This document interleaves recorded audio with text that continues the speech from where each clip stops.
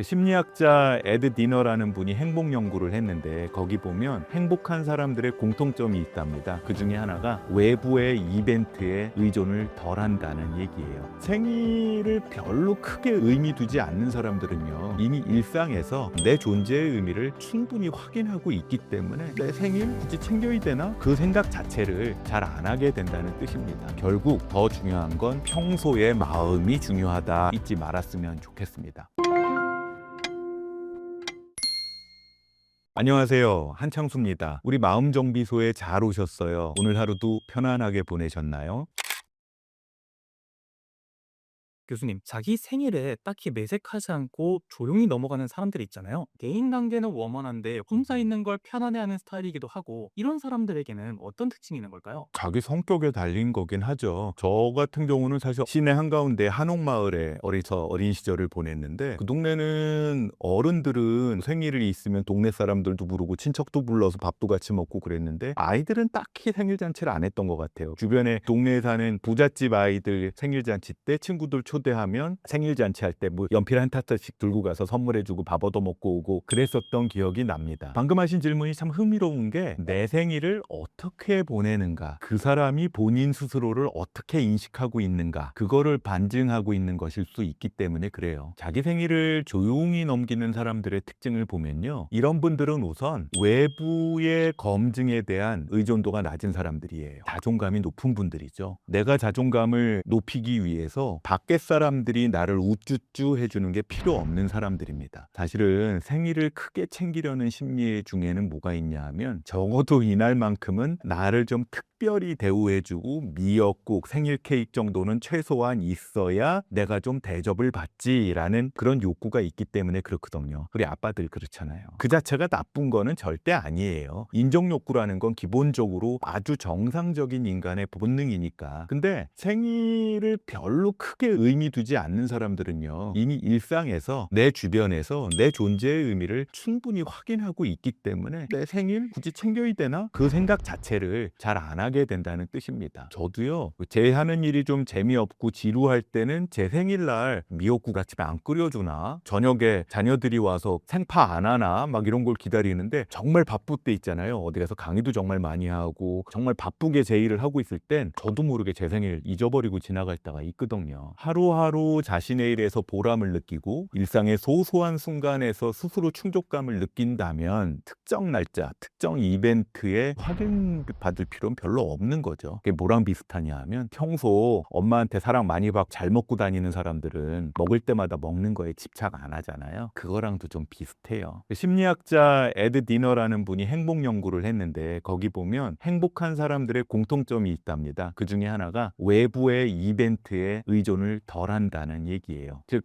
행복의 출처가 주변 사람들의 박수에 있는 게 아니고 더 안정적인 내 내부 때문에 행복을 느낀다는 거예요. 여러분들 탐 크루즈가 주연했던 영화 마이너리티 리포트 다 보셨을 텐데, 거기 보면 탐 크루즈가 도망가면서 시내 쇼핑 동네로 뛰어가는 장면, 거의 살짝 지나간 장면 중에 시뮬레이션 하는 데서 버추얼 VR을 쓰고서 한 아저씨가 주변 사람들이 홀로그램으로 와서 박수치고 있는데 감사합니다 감사합니다 그러고 있는 장면 살짝 지나가는 거 있어요. 유튜브에도 떠 있더라고요. 밖에 사람들이 나를 박수 쳐줘야 행복하다고 느끼면 좀 불행하지 않을까요? 이런 분들은요, 인간관계는 원만해요. 그리고 사람들하고도 잘 지내요. 근데 혼자 있을 때 에너지가 충전된다는 특징도 같이 있어요. 내향성의 특징이라는 뜻입니다. 내향성은 사람을 싫어하는 뭐 그런 걸 뜻하는 건 아니에요. 오히려 사람이 있었을 적에는 그분들에게 내 에너지를 나눠주고 혼자 있을 때 내 에너지를 충전한다는 의미이죠. 그래서 이 사람들은 사람들하고 있을 때 충분히 따뜻하고 좋은 관계를 맺어요. 왜냐하면 그들을 도와야 된다는 마음도 가지고 있기 때문에 그래요. 근데 그때 소모된 에너지를 혼자 있을 때 충전하는 시간을 필요로 하기도 한답니다.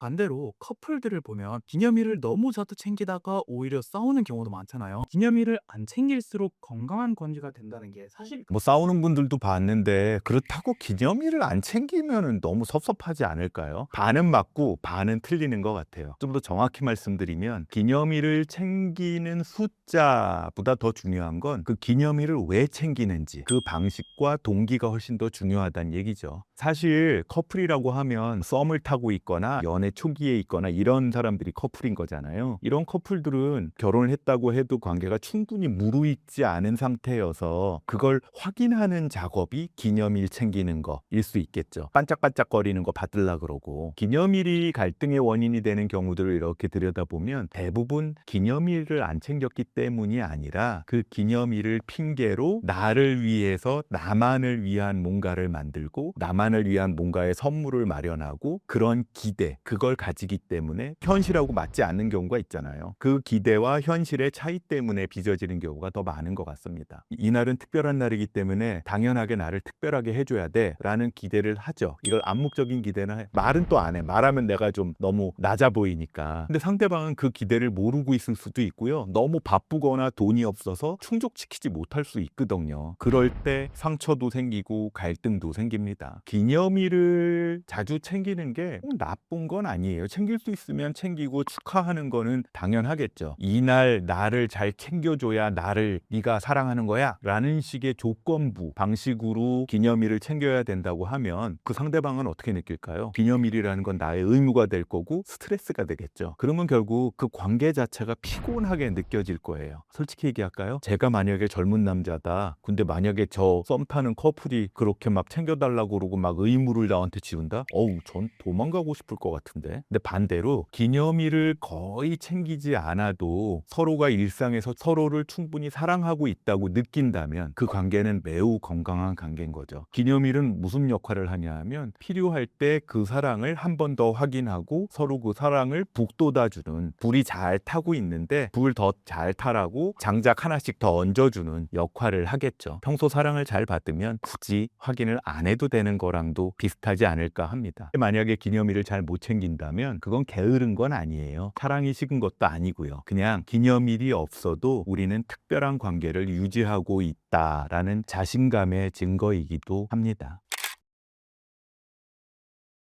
그렇다면 교수님이 생각하시는 건강한 기념일 챙기기는 어느 정도가 적당할까요? 요새 보니까 100일 기념, 1000일 기념, 뭐 빼빼로데이 뭐 이런 것도 많은데 사실은 저만 해도 아저씨니까 결혼 기념일, 뭐 생일 그 정도가 있잖아요. 어느 정도까지 챙겨야 되냐? 그런 건 교과서에 없어요. 하고 싶은 대로 하세요. 제 개인적인 생각을 말씀드린다면 기념일의 목적은 사실 단 하나죠. 나와 당신과의 관계가 나에게 몹시 소중하다는 거를 서로가 서로에게 표현하는 날이 기념일인 거예요. 그 목적에만 부합한다면 뭐 100일 기념일이건 뭐 매달 기념일이건 10일 기념일이건 뭐 상관없겠죠. 근데 제가 중요하게 생각하는 건 그 기념일의 개수보다 더 중요한 건 질이 뭐냐예요. 1년에 딱 하루 결혼 기념일만 챙긴다 하더라도 그 하루를 진심으로 챙기고 서로에게 좋은 말을 해주고 따뜻한 눈빛을 보내는 거, 그것만으로도 큰 행사를 하지 않아도요, 일단 그날을 알고 기념하는 거, 그 정도로 충분할 수 있습니다. 물론 그렇다고 몰라주고 넘어가면 안 됩니다. 만약에 작은 선물이라도 할 수 있는데 안 한다? 그것도 섭섭하지. 섭섭해요. 비싸지 않은 넥타이라도 하나 사줘. 난 그랬으면 좋겠어.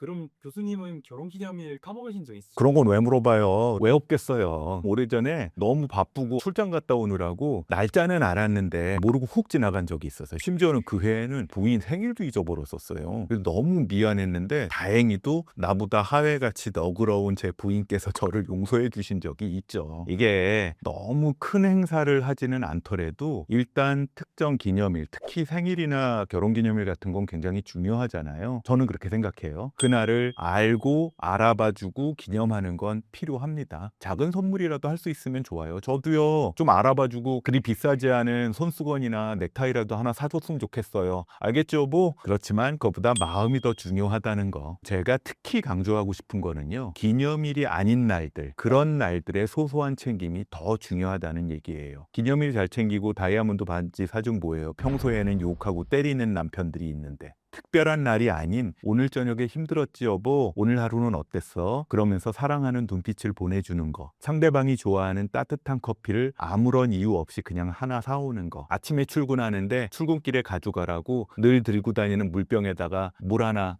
챙겨서 보이는 데다가 놓아주고 나가는 거, 그런 일상의 작은 표현들이 특정한 날의 거창한 이벤트보다 관계 만족도에는 더 큰 영향을 준다는 연구 결과들도 있다는 거 잊지 말았으면 좋겠습니다. 빼빼로데이 같은 상업적 기념일은요. 저는 뭐 나쁘지는 않다고 생각해요. 전 사실은 빼빼로 데이 때 빼빼로를 받은 적이 별로 없어서. 근데 그게 그냥 챙겨야 된다는 의무감으로 다가오면 관계에 도움이 되지는 않는다는 거. 오늘 같은 날 뭐 날이 괜찮으니까 빼빼로 눈에 보이니까 하나 사가면 좋겠다? 그랬으면 나쁘지 않죠. 결국 더 중요한 건 둘 사이를 관통하고 있는 평소의 마음이 중요하다라는 얘기를 하고 싶습니다.